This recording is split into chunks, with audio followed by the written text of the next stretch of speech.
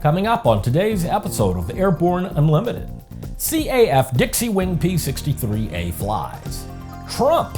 Boeing has cut the price of the new Air Force One by $1 billion. And SLS EM-1 flight may be a manned mission.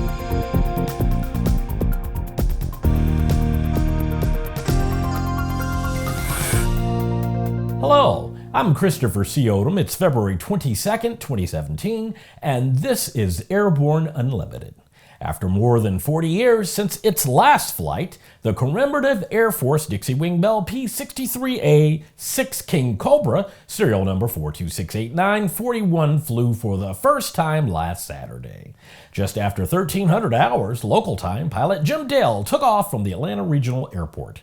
For this important test flight, the Dixie Wing asked experienced pilot Jim J.D. Dale to perform all the important first post-restoration flight. J.D. is Director of Maintenance for the Lewis Air Legends Collection and the highest time P-63 pilot in the U.S. to date. Dale has more than 6,000 hours in Warbirds. Dale said, "This was a very successful test flight. The Dixie Wing guys did a phenomenal job. It took a lot of perseverance to stay on this project for 16 years. The flight was great, no major issues to report, but only minor adjustments. The airplane was just slightly left wing heavy, and the controls are a bit heavy, but nothing that can't be fixed with ease. The trims were great, light, and quick to react." A second test flight was conducted later that day without issue, and for nearly half an hour, the next day, 3 additional flights were added to the logs. President Donald Trump says he has convinced Boeing to cut the price of the 2 new Air Force One 747 aircraft by $1 billion, and reportedly after only about an hour of negotiations. Trump made the claim during a rally in Melbourne, Florida last Saturday. Speaking to a crowd of more than 9,000 people, Trump said he has secured the price reductions from Boeing CEO Dennis Muilenburg. Trump said during the event that, "We've got that price down by over $1 billion, and I probably haven't spoken for more than an hour on the project. I got the generals in who are fantastic, but I told Boeing that it isn't good enough. The price is still too high." Trump said that he still does not understand why 2 identical airplanes are needed in the Air Force One fleet, though one aircraft typically flies as a decoy in the presidential convoy, particularly on flights to foreign countries. The next Air Force One airframes will be derived from the most recent 747-8 airframe. After the break, could the first SLS mission be manned? Sandia introduces the new SAI 340 Quattro TSO'd airspeed, attitude, altitude, and slip. With integral backup battery, safety never looked so good. See it now at www.sandia.aero. Come experience the best of model aviation at the AMA Expo East in Secaucus, New Jersey. 100 booths, flying demos, make and take activities for kids, and many guest speakers including AMA Ambassador Hoot Gibson. Visit amaexpo.com to get your tickets, and we'll see you February 24th to 26th. There's a difference between charting a steady course and pushing for the ceiling. And for nearly a century, Hartzell Propeller has been defining that difference. It's in our passion for engineering and research and our dedication to testing the limits of performance. We are built on honor. We are Hartzell Propeller.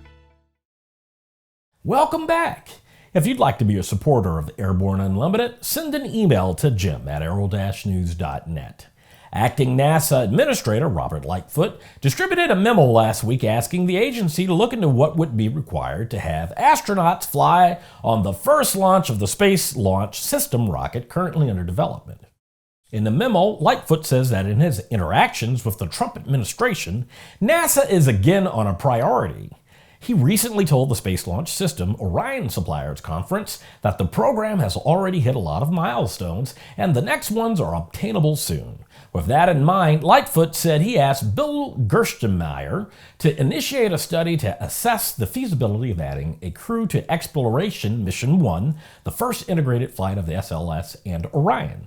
Lightfoot added, "I know the challenges associated with such a proposition, like reviewing the technical feasibility, additional resources needed, and clearly the extra work would require a different launch date.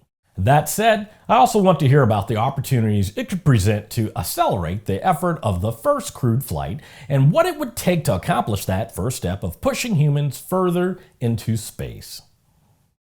With some 3,000 Aero-TV programs webcast to cyberspace, sometimes it can be fun to look back and enjoy some of the places we've seen, the flyers we've met, and the planes we've flown. Here's a look at one of our favorite Aero-TV classic episodes.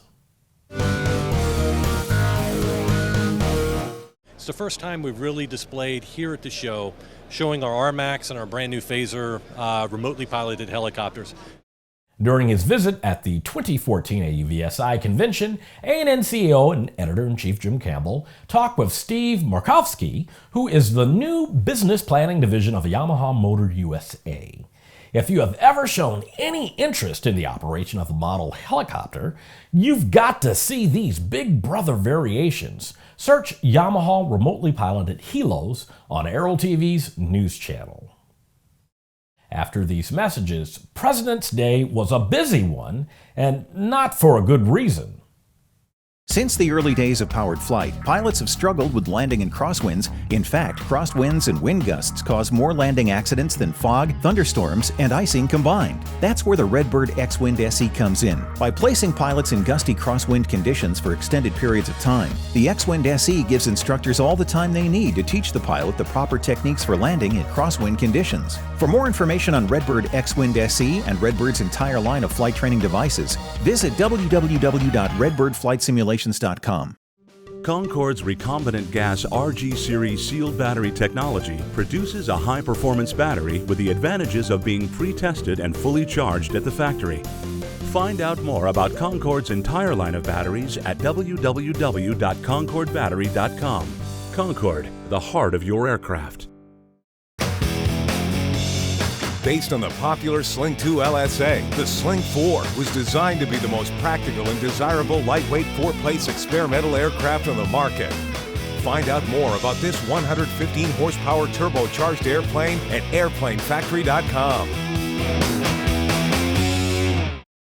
With so much news coming out of the aviation industry, we're summarizing a few of those other great stories in a brief segment we call Around the Patch.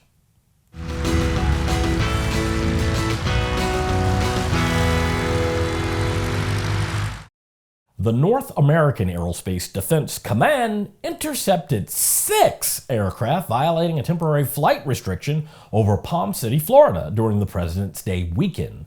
The aircraft were a mix of fixed-wing rotorcraft, certified and experimental, and the media has a field day with it all. Let's be careful out there, folks. The Gulfstream G650 and G650ER have received type certificate validation from China. The validation confirms the TC issued by the FAA and is one of the last steps required for an aircraft to be registered in that country. The additional milestone marks the 26th country where the G650 is now certified and the 16th for the G650ER.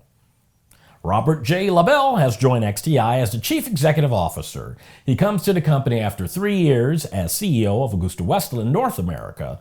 Prior to that, he served as president of AgustaWestland Tilt Rotor Company, Incorporated, the company supporting the development of the AW609 tilt rotor. On January 5, 2017, Transport Minister Marc Garneau asked all the airlines operating in Canada to confirm their safety protocols are up to date, including measures designed to confirm pilots' fitness to fly. Transport Canada is tracking the information requested by Minister Garneau to guide discussions at the Fit to Fly workshop in June 2017. Icelandair is the first airline in Europe to operate with Scimitar blended winglets on its Boeing 757-200s. Aviation Partners' latest winglet design, the Scimitar blended winglet, uses existing blended winglet technology but adds new aerodynamic Scimitar tips and a small outboard aerodynamic trailing edge wedge, further increasing the efficiency of the airplane. Well, that's it for today's trip around the patch. Now let's get back to the rest of the news. Unmanned vehicles have proven to be incredibly useful, but they're also showing their ability to enhance the arts. In a spectacular display, U.S. innovator EHang performed a 1,000 UAV formation light show named Meteor Sky at the Yangzhou City Center in the sky over the famous Canton Tower at the night of February 11th. The brilliant display was a celebration of the traditional Chinese Lantern Festival through the art of innovation technology and reportedly bested a world record UAV formation set by Intel's 500 drone show in Germany in 2016. That evening, 1,000 EHang Gulfstream 2.0 UAVs were neatly arranged on the Walk of Fame at the Yangzhou Haxina Square, shining festive colored lights like a 1,000-foot dragon getting ready to fly. When the countdown clock reached 0, the UAVs took off gradually and ascended over 300 feet into the night sky.